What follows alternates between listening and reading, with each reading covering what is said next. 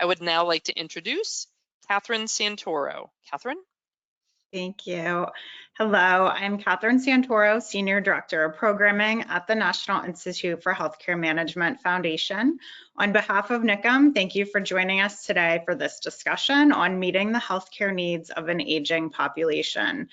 This webinar is part of NIHCM's Affordability Roadmap webinar series, where we're sharing research and expert perspectives on solutions to our nation's healthcare affordability crisis. Previous webinars have covered the impact of healthcare consolidation on costs and quality, as well as the impact of escalating healthcare costs on the federal budget. Today, we'll hear from a prestigious panel of experts about how we can improve health outcomes for older adults while also ensuring equitable, affordable access to care.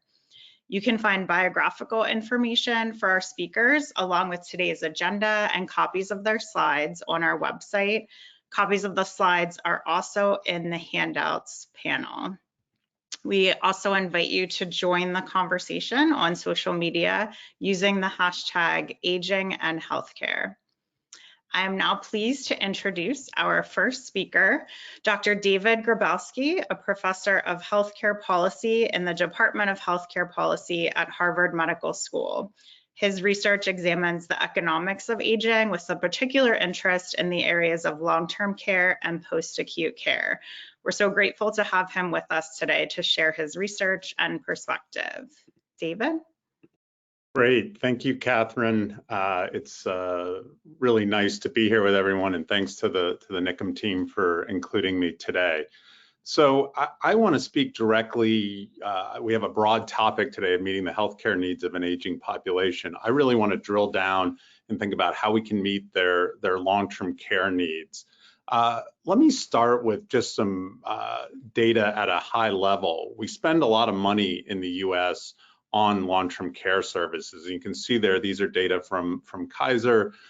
We spend over $400 billion annually on long-term care services. Most of that goes to where individuals want those services in the home and the community. And you can see there in purple, most of those dollars are public dollars. They come from Medicaid. However, when you stack up the US against other countries, we don't look so great. We actually lag behind a lot of other countries in terms of public spending. Now, this isn't overall spending, but you can see if you look down quite a ways on this list, usually the US, when it's healthcare spending, we're at the very top. Here, we're not an outlier, we're an inlier right there between Portugal and Israel. It's really countries in Northern Europe that are spending a lot of the dollars on long-term care. What we ultimately do is place a lot of this burden on families spending out of pocket. And we know these services are not cheap. And you can see here, these are once again data from Kaiser. You can see the median income for a Medicare beneficiary. It doesn't take long, as many of us know from our own families, whether it's assisted living, home health care, nursing home care, you very quickly spend out your savings and end up qualifying for Medicaid. How do we make this work in the US if we largely have Medicaid and then we have some out-of-pocket? We do this on the backs of families. And these are some data from the Society of Actuaries, where you can see up at the top there, we spend over $4 trillion in the US on healthcare, over $2 trillion on food. According to the AARP, if you add up the cost of all that family caregiving, it's over $1 trillion, which is larger than our defense budget. The National Academies has a smaller estimate for just older adult caregiving by families. It's about 500 million, which is larger than what we spend on formal long-term care services, entertainment, apparel, consumer electronics. So we get long-term care in this country on the backs of families, and when individuals need formal long-term care services, it's Medicaid or largely paying privately. So our system was going along, and really COVID lifted the veil on our long-term care system. One of my colleagues called it a crisis on top of a crisis. The short-term crisis was obviously the pandemic. It was COVID, We had a number of deaths of individuals in long-term care settings. We had long-term care recipients being isolated, high rates of loneliness. We did a piece showing nursing home staff was the most dangerous job in America during the pandemic, with death rates exceeding any other profession in the US.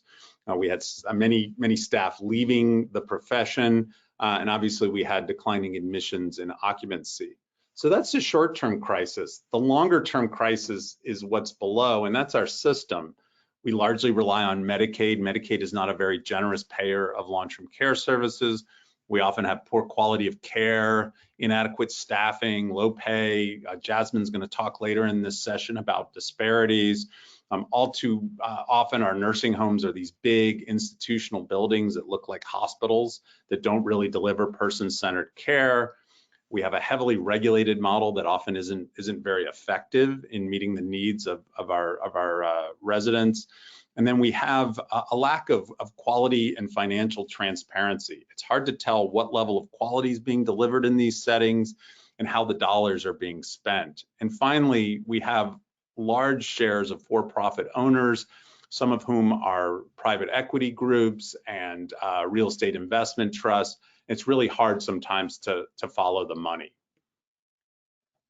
So how do we fix all of these this longer standing crisis? And I would argue, I wrote a piece in Nature Aging a couple of years ago where I said we can't think about this as let's abolish nursing homes and get everybody out in the community.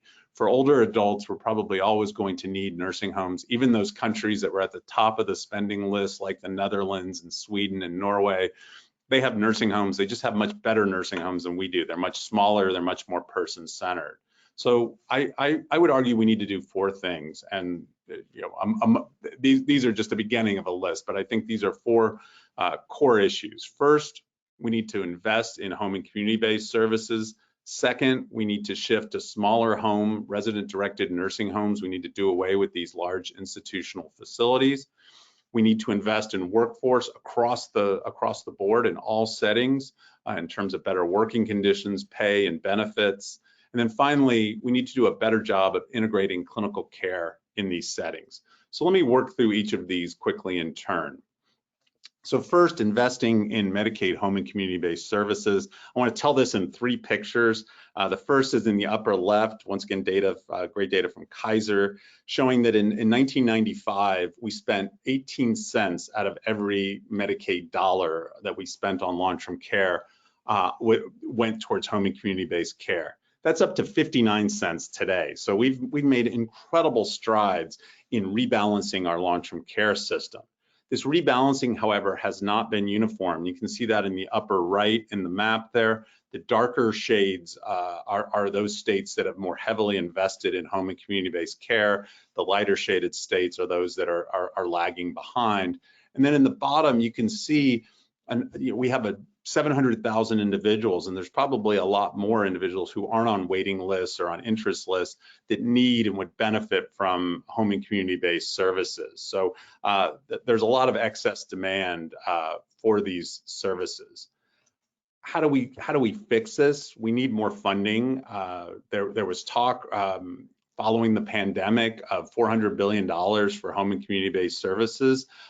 Those dollars never came to fruition. We definitely need to redouble our efforts in terms of additional funding. I would also argue we need more resources in helping older adults to navigate and access these services. I wrote a piece in The Hill with Ann Tumlinson and Bob Kramer about our system basically being a road to nowhere. We don't have enough dollars in home and community-based settings, and we don't really know how to navigate the car to the services that are there. So a lot of work left to be done with HCBS. Transitioning to nursing homes, I put up some pictures here of the greenhouse model, which is one of the small home models that's out there. If you can believe it, all of these pictures are of greenhouse models around the country. In the upper left there, that's not just a neighborhood, that's a nursing home, if you can believe it. We have greenhouses, these small home models where 8 to 12 older adults are living in a community in rural, suburban, and urban areas. And you can see in the middle panel there and the upper right, the table in the kitchen where older adults in a greenhouse model eat their meals together. They have their own rooms where if you want to enter their room, you knock on the door and it's their space. And then in the bottom right, individuals navigating. Lots of data suggesting there's a higher quality of life. This is what residents really want. They want a more home-like setting, a smaller setting where it really feels like they're not living in an institution under someone else's rules. This is associated with a higher quality of life. We've done some work on greenhouse suggesting there's also a better quality of care and lower Medicare spending. There's some savings there. Greenhouse is the largest small home model, but it's not the only one. There's certainly other models out there. We have very few of these homes. We have 15,000 nursing homes in the US. Very few, a couple hundred might be considered these small home models. So a lot of work left to do to transform this. If you can believe it, HUD, Housing and Urban Development, does back a lot of the loans, the capital that flows into nursing homes. We hear a lot about private equity. HUD is actually the big backer of a lot of these loans. I won't get into the weeds here on our recommendations, but we wrote a piece earlier this summer suggesting HUD is falling short right now in terms of how it might encourage greater innovation in terms of these small home models, private rooms. There's all sorts of innovations that HUD could really encourage. However, they haven't, and there's work there to be done. Transitioning then to workforce, we need workers across the board. This was true before the pandemic. These are just nursing home staffing data, and we did a paper in 2019 showing that most nursing homes are below what CMS would expect based on their acuity adjusted levels. And you can see we need a lot more staff to encourage safe and high quality care. We lost a lot of staff during the pandemic. Over 400,000 workers left. We've seen an uptick here, and so we're almost back. We're about 84,000 workers below what we were pre-pandemic. So, we need to continue to grow this workforce. How have nursing homes and other long-term care settings maintain their staffing? They've done it by foreign-born staff. So we did a paper, Kate, June, and I, showing that although we lost a lot of native-born workers in nursing homes, foreign-born workers actually largely stayed in the sector. And then this won't surprise anyone. In another piece we did earlier this year, we had to turn to a lot of contracted agency staff. So we didn't have permanent staff, which would be associated with a higher quality of care. And so many nursing homes had to go out and get those contract workers. How do we fix this? I wrote a piece in 2021 in Politico. Nursing homes need fixing. Here's where to start. This is always, to me, like, 2/3 of all spending is on labor. This is where you need to actually make this investment. It's better pay and benefits. We're going through a minimum staffing standard right now at the federal level that's been introduced and currently in place. So the administration actually listened to that idea. We need higher reimbursement rates and accountability that those rates are going to be directed towards staff. We need to provide career advancement for workers, a better place to work, a better working environment, and then obviously we need to increase immigration. And these aren't either or. We need to both increase pay and benefits and immigration to make sure this is a job worth having. Finally, this issue of investment in clinical care and long-term care settings. It's not just that we have an underinvestment in long-term care, it's that we have a fragmented reimbursement system where you can see there in the middle, most individuals in post-acute and long-term care settings, their care might be covered by Medicaid, but Medicare is covering all of their healthcare services, the physician services they're receiving, anytime they go to the emergency department or the hospital, and then potentially, Medicaid and Medicare are bumping up against each other, and we see this a lot in terms of the quality of the clinical care that long-term care recipients are receiving. The canonical example of this issue is really clinical coverage in nursing homes. especially off hours. If you go in a nursing home in the evening or the weekend, there's not a lot of clinicians on site. This can result in trips to the emergency room where if there's a call, a resident short of breath with a fever, you call her physician. This physician could come by and see them, could kind of work over the phone. But in all instances, this physician is often transferring the resident to the emergency room, and then they're getting admitted to the hospital.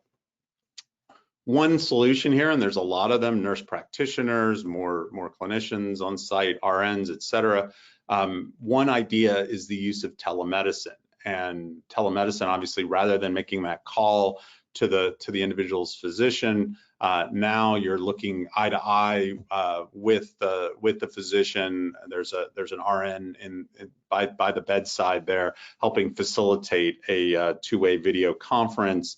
The idea is this kind of intimacy through a video conferencing can prevent some costly transfers. And at least pre-pandemic, this wasn't covered, and so Medicare only covered this in rural areas. If you're an urban nursing home, you would have to pay for this yourself. So we actually partnered with a nursing home chain here in Massachusetts, and they actually rolled out a randomized telemedicine intervention. We found amazing results by having that telemedicine intervention off hours rather than the traditional call to the covering physician. We prevented quite a few hospitalizations, which generated $100,000 per nursing home annually in Medicare savings, whereas the telemedicine service costs about $30,000. You don't need a degree in economics to figure out, hey, that's cost effective. That's really exciting. So I was out trumpeting this result, presenting it at meetings. Meanwhile, the nursing home was sort of stewing on this. They said, wait a second, we're making the investment here, $30,000 a year, $100,000 savings to Medicare. They ended up discontinuing the program shortly after we generated our results. They didn't want to pay anymore to save Medicare money. That's really the disconnect that we're dealing with here in this area with this fragmented coverage. The nursing home is receiving Medicaid dollars or private pay dollars, but Medicare is the one that's saving money when hospitals are prevented, and that's obviously any kind of investment here in clinical care, given that wrong pocket problem, if you will, is going to be limited and unsustainable. How do we solve that? There are some models out there, and I'm going to throw alphabet soup now at you, whether it's the PACE program, a lot of the different special needs plans or SNPs. There was also the Financial Alignment Initiative for duals. Lots of models out there. And these models actually account for a pretty small share overall of all individuals who are dually eligible in long-term care settings. They're still just a drop in the bucket. I wrote a piece in NIHCM last year where I argued that there's ways that we could actually fix this, whether we passively enroll individuals into these models, improve the alignment between Medicare and Medicaid, and convert some of the models that don't work very well, like a traditional dual eligible special needs plan, to one that's fully integrated. We need to improve our data and measures that evaluate these programs, and we need to move towards a more unified approach that is not that alphabet soup in terms of that list. So to sum up here, there's a lot of work left to be done to meet the needs of aging Americans. I would argue 4 important areas are: 1, we need to grow home and community-based services; 2, we need to transform our nursing homes that are out there; 3, we need to invest in the workforce across all of these settings; and finally, regardless of setting, we need to invest in clinical care. I'll stop there and say thank you and look forward to questions and comments. Thank you, Catherine. Thank you so much, David, for sharing these strategies. Next, we'll hear from Dr. Jasmine Travers, an assistant professor at NYU Rory Meyers College of Nursing. She's one of few researchers with expertise in health equity and health services research at the intersection of nursing home research, long-term services and supports, and workforce issues. And we're so honored to have her with us today. Jasmine? Sure. Thank you so much, Catherine. I'm so honored to be here with this panel and follow David, who I work closely with as mentor and as a colleague. So today I'm excited to share with you some work that can help us understand how to dismantle structural inequities behind disparities in community living. Next slide. I thought I'd start off with a story of how I came to this work. This right here is a piece that I wrote back in 2020 after a discussion that my brother and I had around planning for our mother's long-term care needs. My mother had just turned 70 and my brother wanted to talk about how we would navigate financing my mom's potential long-term care if she needed it in the future. He asked about Medicare and I had to explain to him that Medicare doesn't cover long-term care needs. And then he went to ask about long-term care insurance. But because of my mother's age, I told him how costly that would be with very limited benefit. Then we decided it was best to save. So we decided that we would have $100 per month saved across 4 siblings, which would total $400 on a monthly basis and equal to $4,800 per year. And we thought we were doing something. But then when I looked at this in the whole grand scheme of things, it would have taken 10 years when my mom was 80 to be able to cover 1 year of a home health aid. And to cover 1 year of nursing home care, we would have needed to start saving from when we were in my mother's womb. So to say that we, children who are educated, doing work in this space, and had the best intentions of planning for long-term care early, were defeated after that conversation is an understatement. And then I think about the rest of our country, those who are not studying this work and are facing a lot of structural barriers and how they are navigating staying in the communities that they want to stay in for as long as they should be able to stay in them for. Next slide, please.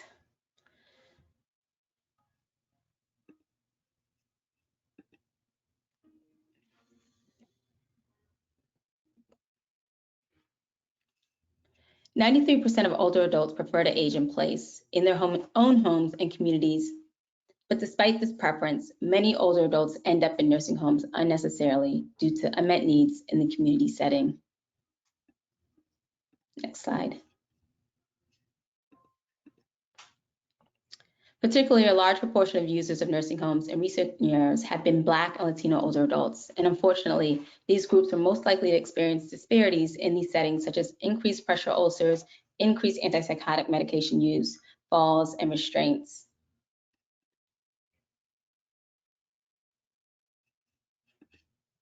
Which leads us to the in-home study, which stands for Identifying Needs to Help Older Adults Maintain Everyday Community Living through Understanding Unmet Needs Driving Disproportionate and Unnecessary Nursing Home Placements. In this study, we conducted 61 qualitative interviews with Black, Latino, and white nursing home residents, family care partners, staff, and aging policy engaged partners to understand what Black and Latino older adults didn't have in the community, which drove their nursing home placement.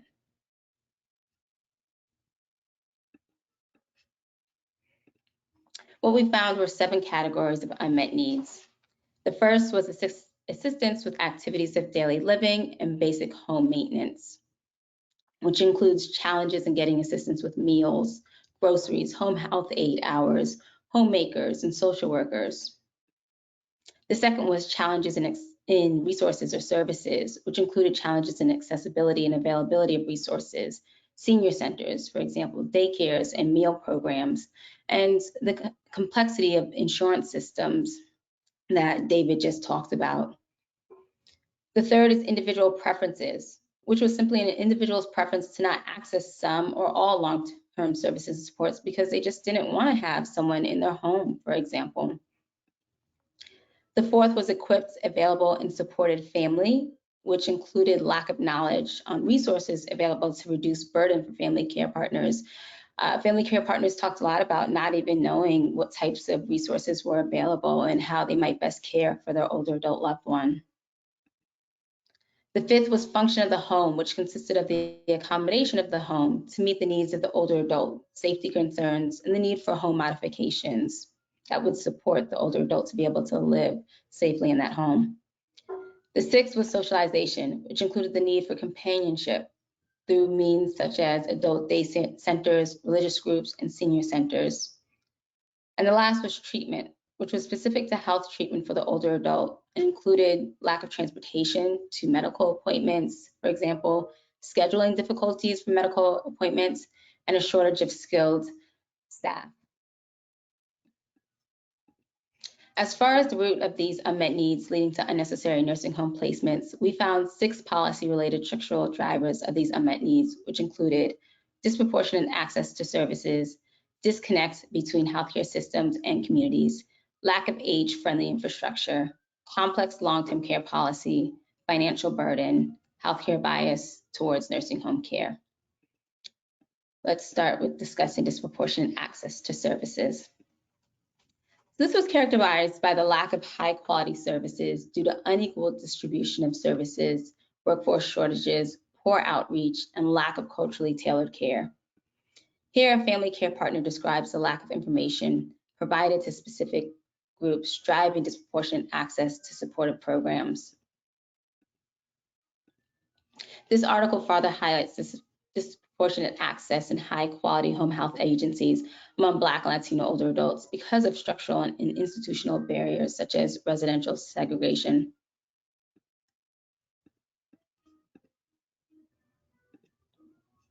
Next, driving unmet needs is disconnect between healthcare systems and communities.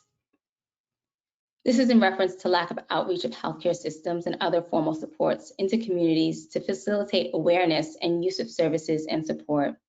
Also, lack of awareness on the health system side about what supports are already available in communities and how to direct people to them.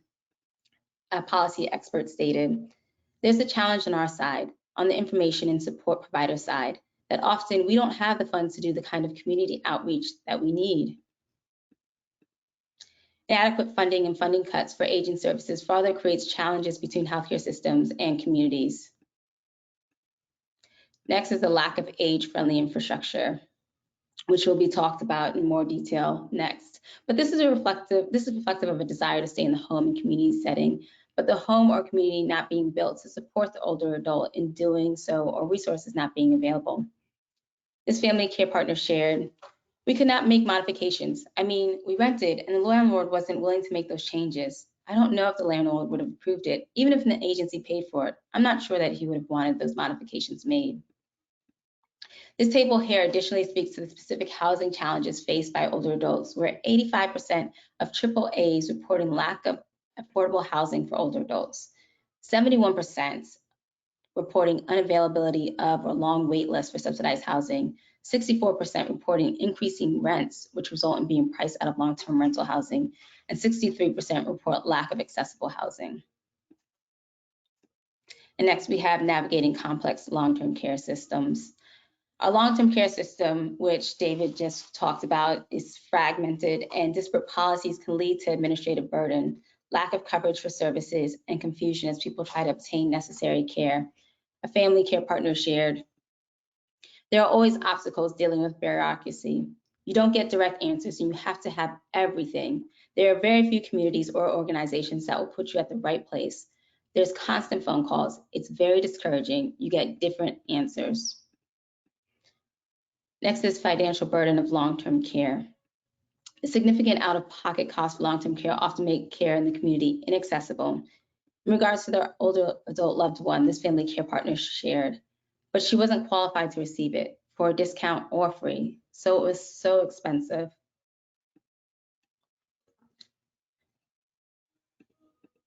Here we additionally see the burdens associated with financing long-term care, where 4 in 10 lack confidence they will be able to pay for necessary care as they age, including higher shares of Hispanic and low-income adults.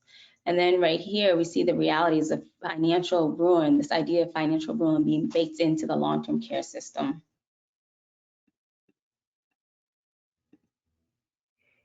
And unfortunately, we lack an adequate long-term care policy and infrastructure because of challenges getting programs passed or the inadequacy of current programs.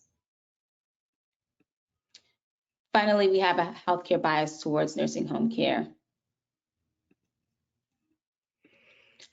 Healthcare response during acute health exacerbations, for example, such as post-fall, strokes, infections, are often biased towards nursing home admission. This family care partner shared, conversations with the social worker where it was basically kind of negatively received and pretty much advised that community living was not really an option. So to get the care that he needed, he was pretty much confined to a nursing home. So where do we go from here? And David talked a lot about the policy interventions that we can think about, and I'll just go into some that he hasn't, but addressing both the long-term care financing and workforce issues, which David talked a lot about, strengthening financial assistance programs. So a lot of those who were in our study, they talked about not having access to different programs because they didn't have Medicaid, for example. Allocating resources to community-based health and home-based care. So David talked also about different community-based care, such as PACE, a program of all-inclusive care for the elderly, but that is not readily available for people across the country and across states. So how do we create more resources so more of those types of community-based care can be available to folks? Increased Medicaid covered hours of care, something that was significant among the groups that we spoke to is not having enough hours of home health aides, for example. So really providing more coverage for that. Prioritizing aging in place support, so creating neighborhoods that are conducive for older adults to live in and to experience life in. Implementing affordable housing initiatives. There's a lot of housing burden among older adults that forces them into nursing homes because they cannot afford the houses that they are in, and providing home modification grants as well, so that older adults can have the things that they need in their homes and be able to modify their homes in ways that will meet their needs. Providing diverse social engagement options. David also talked a lot about COVID, and one thing that COVID did was, or during COVID, was a lot of shutdown of social programs such as adult day centers and senior centers. But this is very important for older adults, where there are older adults who have just entered in nursing homes for socialization. Enhancing caregiver support and training, so making sure that we're really supporting our caregivers and providing them the knowledge and information that they need to provide the support that they do, but also respite support. David talks about telehealth services. Another big thing was transportation services that need to be readily available for older adults so that they can get to their appointments and get their medications and get their groceries, for example. And then measuring impact. So as we're putting different things in place and measures and interventions, really understanding what's working and for whom so that we can make the necessary changes. I just want to share with you, bring to your attention the ARP Long-Term Services and Support Scorecard, which this scorecard looks across 5 dimensions to measure state-level long-term services and support system performance from the viewpoint of users of services in the family. So you can look at this scorecard whether you're in one of these states, whether you're a policymaker, policy official, state official, whoever, clinician, researcher, and understand how a specific state is doing across 5 different measures, which I'll go into in a bit. And you'll be able to see where you rank overall as far as your performance in long-term services and supports. And then you can identify what areas in which you're struggling in so that you can say, okay, this is where we need to put our funding or put our time and resources to improve. And then also see what states are doing well in other areas that you may not be doing well in, and can use those states as a resource. So I'll just go over the dimensions of this scorecard. So it has 5 dimensions that really nicely kind of draw in some of the unmet needs that I talked about. So the first one's affordability and access, which it measures affordable services that older adults have access to, ensuring that they have a strong safety net and equitable access. It measures dimensions specific to choice of setting and provider. So do older adults have consumer choice? Is there a skilled workforce available to them? Measuring shortages. And then is community-based care equitable? Then it measures quality and safety. So are older adults getting respectful care? Are their preferences being honored? Are they having safe settings? And then are disparities reduced? And we talked about some of the disparities that specific groups are experiencing in different settings. And then support for family caregivers, how well caregivers are supported, how well caregiver burden is being limited, and then also how culturally competent the support that is being provided is. And lastly, there's a dimension on community and integration, which talks about the accessibility of services such as housing, if communities are age-friendly, and then if these communities are equitable. So this is something that I would urge you to consider looking at this scorecard and seeing how your states fare in this, and just kind of think about also some of the different policies and programs that are being introduced. David talked about the minimum staffing standards that CMS recently introduced, and the need to continue to advocate for those to support workers. But then also there are some other programs that are being introduced, such as the state master plans on aging, which is looking to provide funding for many states to create a master plan on aging, where you can identify where your state might need to focus on when it comes to this long-term services support system, as well as other programs such focused on the workforce particularly. And then finally, this is just an image that I took early on in the pandemic when Mr. George Floyd was murdered, and this is a time when older adults was not supposed to be outside. That was a death sentence if you've seen an older adult outside. And then I was riding my bike and I saw these older adults, they were protesting, and I thought that this was one of the greatest acts of solidarity that I've seen, just seeing how these older adults were risking their lives for the lives of other people. So with that, I just end off saying older adults don't want to stop living, even though they might need help with living. I'll say thank you and pass it on over. Thanks so much, Jasmine.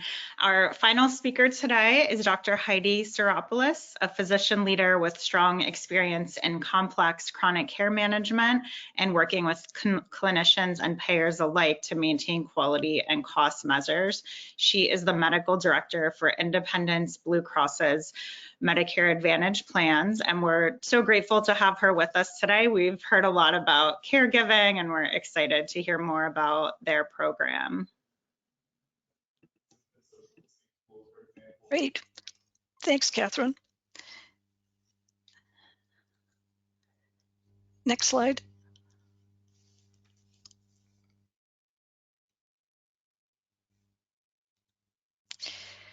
So what I'm going to be talking today really is the title is the lessons from our successful Medicare Advantage program.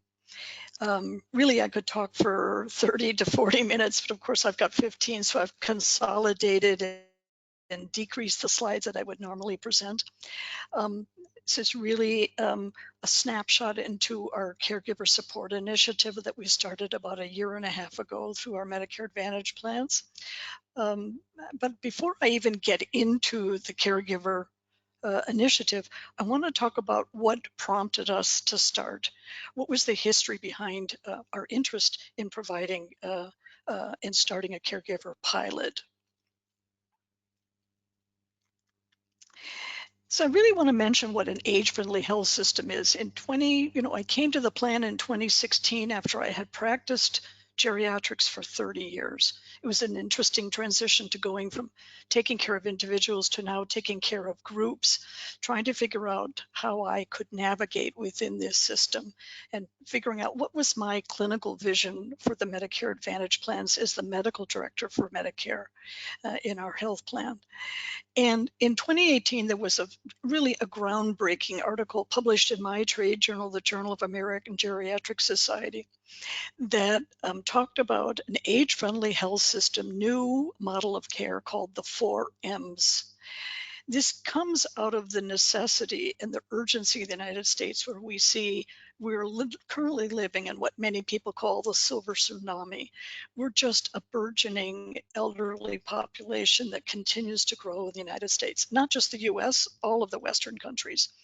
And we really don't have a concise and simple model of care that can meet the challenges of caring for this growing population.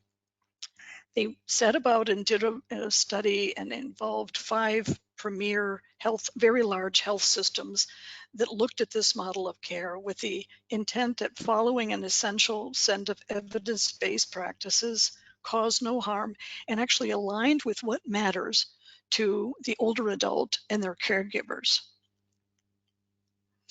And those 4 M's essentially are what matters, medications, mentation or your mind, which include screening and treatment for depression, delirium, or dementia, and mobility. The 3 bottom M's, medication, mentation, and mobility, really are meant to be addressed and managed across all sites of care, but always in the context of what matters. So really the 4th M of what matters is really the most important. Does the patient and has the patient had a conversation with their caregivers and their providers as to what's most important to them? Have they completed advanced care and planning documents? Have they talked about their goals of care? So this article really just was from the perspective of providers, doctors, practices, hospitals, nursing homes. But what about health plans? When I read that article, my first thought was, well, but the health plan and the payers really need to be invested in this age-friendly health system, in particular a Medicare Advantage company, of course. And the rationale, even more importantly, for independence, for focusing on the 4 M's, is that 49% of our population is over the age of 75.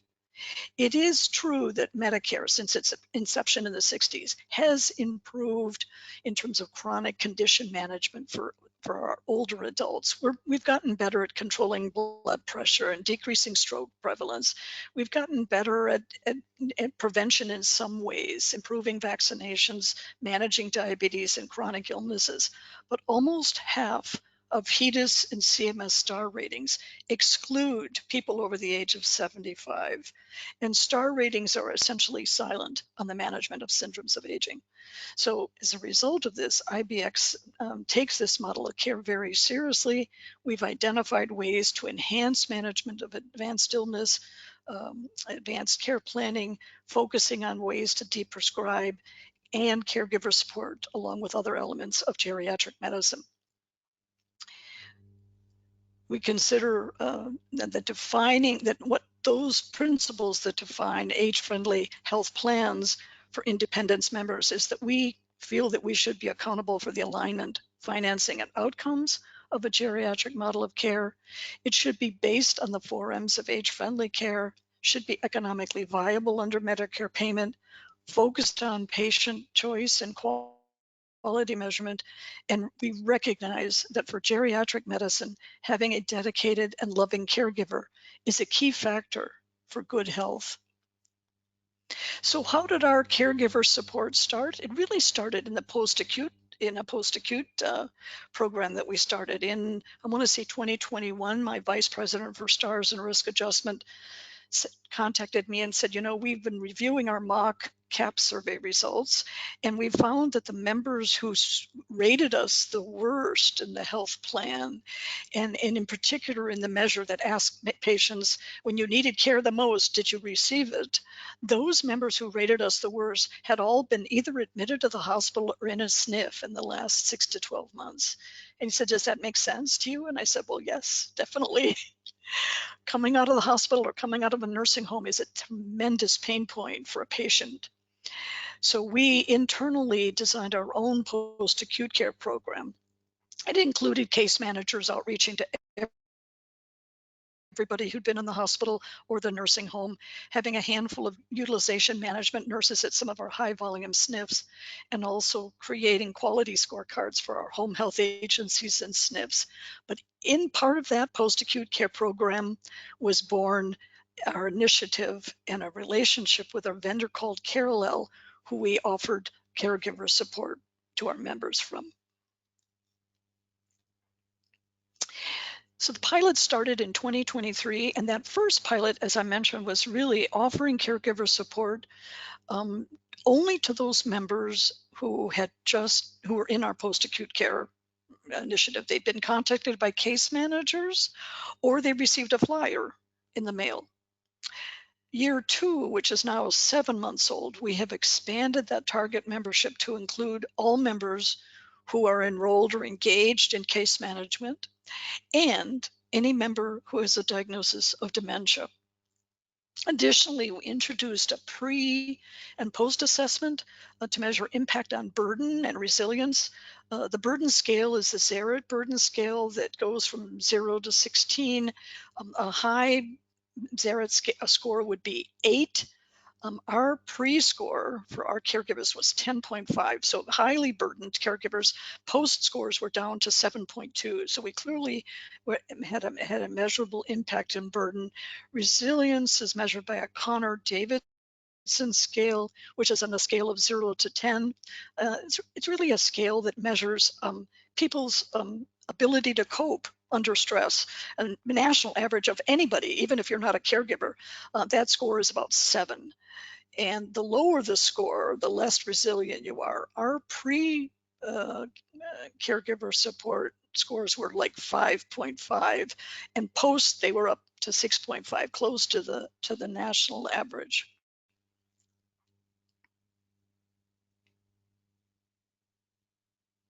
So what does Carelel do? 3 broad and general things that they offer, solutions that they offer. One is what we call expert advocates. These are people that talk on the phone with members and assist them with a variety of different things. Then we have what we call intuitive digital support. This is a platform people can contact and chat online if they prefer to text in that regard. And then they engage caregivers in a third way, like offering webinars, offering virtual support groups. They send content kits for social media and things like that. This slide actually is a composite slide that looks at Carelel's overarching outcomes from many different Medicare Advantage plans. Much of this was found to be the same within Independence Blue Cross. The need, 62% of seriously ill members really rely on family caregivers.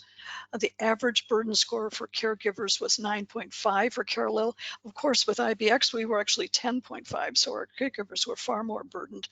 A significant percentage of caregivers have never even heard of palliative care. In terms of the experience, this really was the same for IBX as it was for any of the other Medicare Advantage plans that Carelel is contracted with.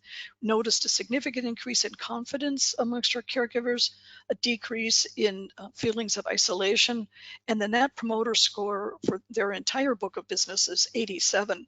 For us, it's actually 91. When caregivers engaged with Carelel, they were highly engaged and really loved the support. In terms of impact, we don't have enough caregivers at this point in the initiative to be able to make a comment on costs, but it is fair to say certainly 75% of our end users also connected to benefits and resources. This gives you an idea of the growth. Who were these members? And give you a sense when our case managers calling members who've just come out of the hospital or anything, we're talking about an outreach of maybe 9,000 to 10,000 members in a year.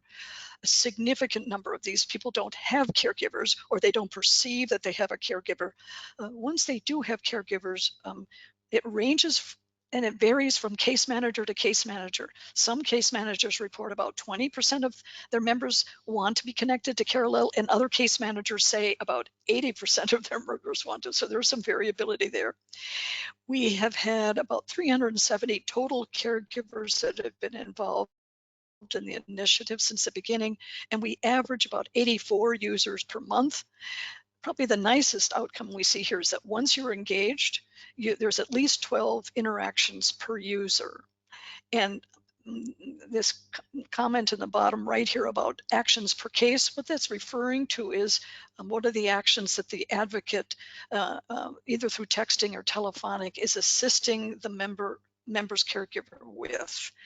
Those are things like addressing complex emotional burdens, delivering education on disease and management, referring to a fitness program to address social isolation, connecting to virtual support groups, assisting with advanced care planning documents, things like that. We divide those action groups into 3 main categories. One is what you might call the emotional. That's talking about self-care, assisting with relationships within the family. Another category would be called expense, which is really talking about home safety, home modifications, getting information on housing options, things like that. And another category, what I would be calling advocacy, which is essentially managing diseases and assisting with advanced care planning. So in the end, I would say we've learned a variety of things from the initiative. We've learned that engagement really comes either telephonically or it can come from mailers. The majority of our members, caregivers, actually 66% of them do not have our health insurance. We've learned that, and actually 13% of the members who are caregivers for themselves, actually, they have no one at home and they have no children. We learned that we're able to decrease burden and increase resilience with a caregiver support program like this. And we've also learned that the program really can impact and improve the number of personal representative request forms, those HIPAA forms that are so needed for the health plan to be able to communicate with a caregiver. And also it's really improved the completion of advanced care planning.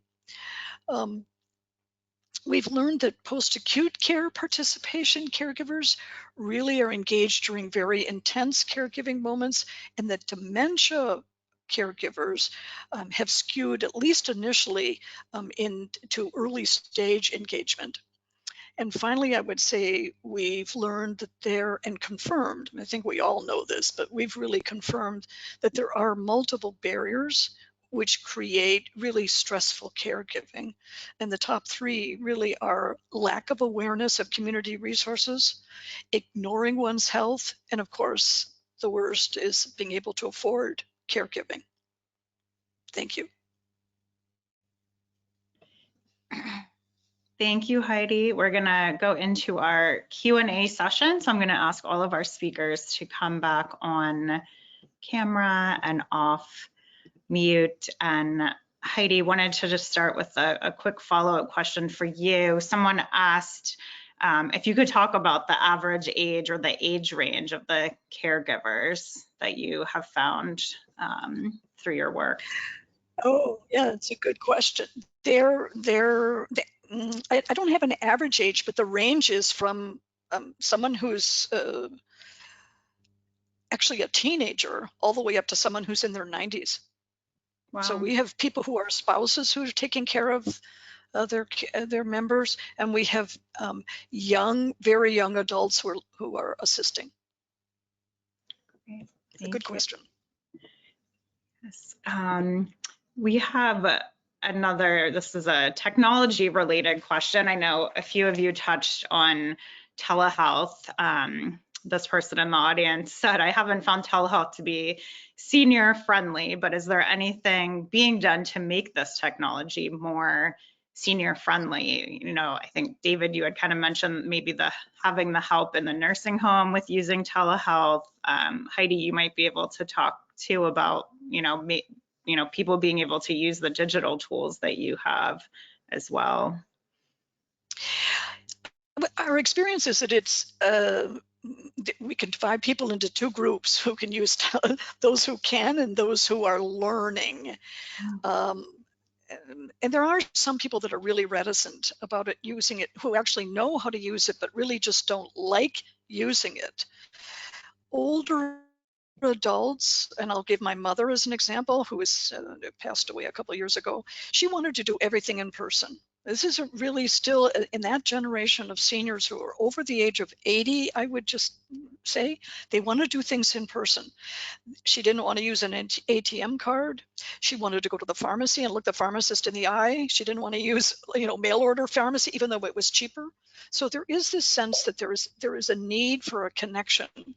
Part of it is because people were lonely at home, but part of it is just that was their world. They just didn't work. So there are many seniors that can use technology, but they're not accustomed to it. And they need assistance getting set up. So they turn to their grandchildren, but my sense is that those systems that work the best, for example, Dr. Grabowski's commentary on telemedicine in the nursing home, where the nurse is there, I mean, then it works really, really well. Catherine, if I could just jump in as well. We saw this play out exactly like Heidi described during the pandemic, where CMS loosened the rules here in the US and allowed telehealth to be used broadly. And initially in 2020, we saw this massive spike. And I think a lot of people thought, oh, the floodgates have opened.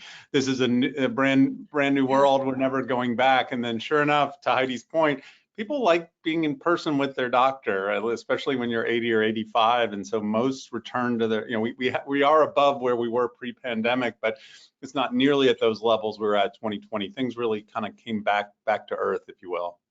Yeah.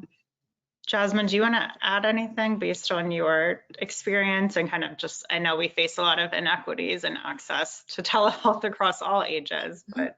I would just, when thinking about, creating, making telehealth more available or just digital platforms more accessible to older adults, also having different places available to older adults to be able to get support, because it's not necessarily that that the digital platform system needs to be more age friendly, but it's more trying to kind of support the older adult in understanding how to do something. So those, and it was shared just before that, if you have family members, you kind of rely on them to do things, but those who don't have family members so readily available, if they could just go to a library or a pharmacy or a grocery store, and there's a person there that would just be able to help with navigating these digital platforms, then that would be just as supportive as well.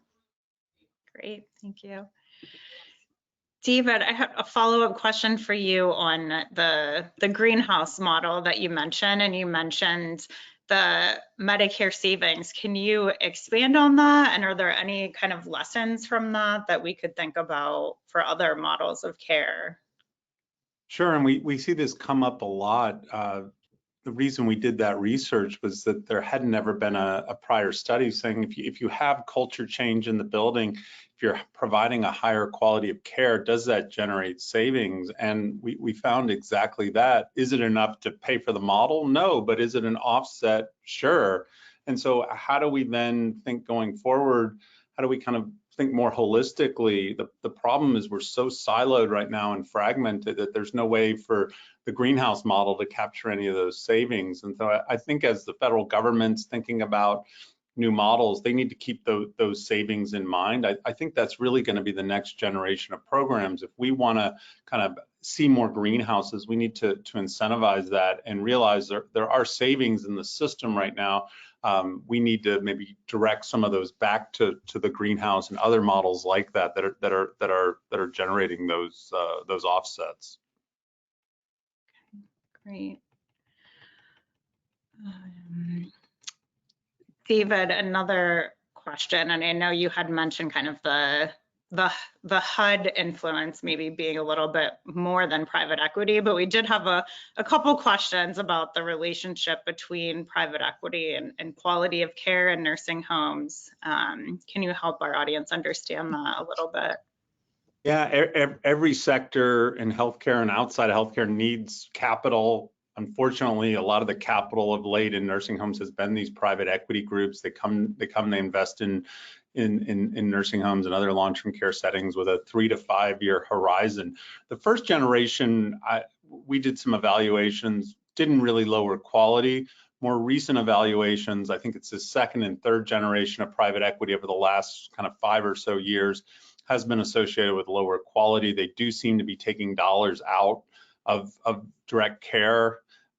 Nursing homes are very complicated, oftentimes ownership structures. You can have these related parties that, you know, a management company and a real estate company, and all these dollars aren't flowing back into staff and into resident care. So I do think we need greater scrutiny. And we did a piece earlier this year just suggesting CMS has begun to release more and more information on who owns these buildings.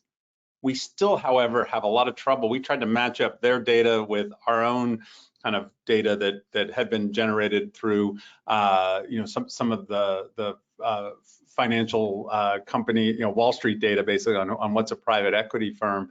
They didn't match very well. CMS is currently falling way short in terms of identifying private equity. So we have a lot of work left to be done to sort of track who owns these buildings and how they're spending public dollars.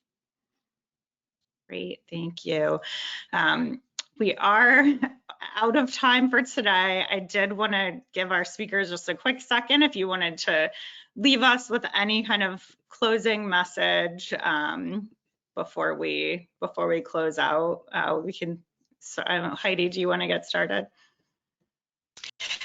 Well, first of all, I wanted to thank NIHCM for inviting me. I actually thoroughly enjoyed David and Jasmine's talk. I would just point to the fact that Medicare Advantage plans have the advantage of actually being able to offer extra benefits to members. It's clear that this caregiver support is in many ways a drop in the bucket compared to what many caregivers need. Many caregivers need actual assistance in the home. They need an aid in the home. But there are some efforts by CMS to actually, you know, with the guide model with dementia patients at trying to tackle that problem. So. Thanks, Heidi.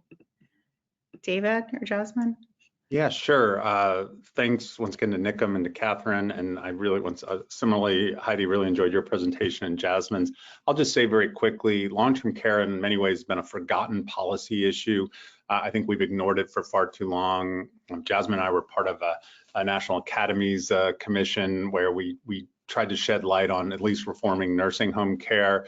I hope, and one of my favorite quotes from that was that the pandemic really lifted the veil. I think the veil is going back down again. We're not sort of staying on this issue. I hope kind of over the next several years, especially with the aging baby boom generation, that long-term care gets increased attention, because I'll say it for maybe a 10th time today, but we have a lot of work to be done here. So we need to roll up our sleeves and get going. Thanks. And I'll echo all of the sentiments that have been shared. And I'll probably just leave one thing, going back to that AARP state scorecard that I shared. I just encourage and urge you all to go and look at that scorecard respective of your states and see where your states fall along these dimensions to understand where you're doing and then where to actually prioritize your different efforts. Great. Well, thank you all for joining us and sharing your work and perspectives. And thank you to our audience for joining. We'd love to get your feedback. There will be a brief survey that will open on your screen after this event. And we will also share a recording next week. So thank you all again for joining us today. Thank you. Thank you.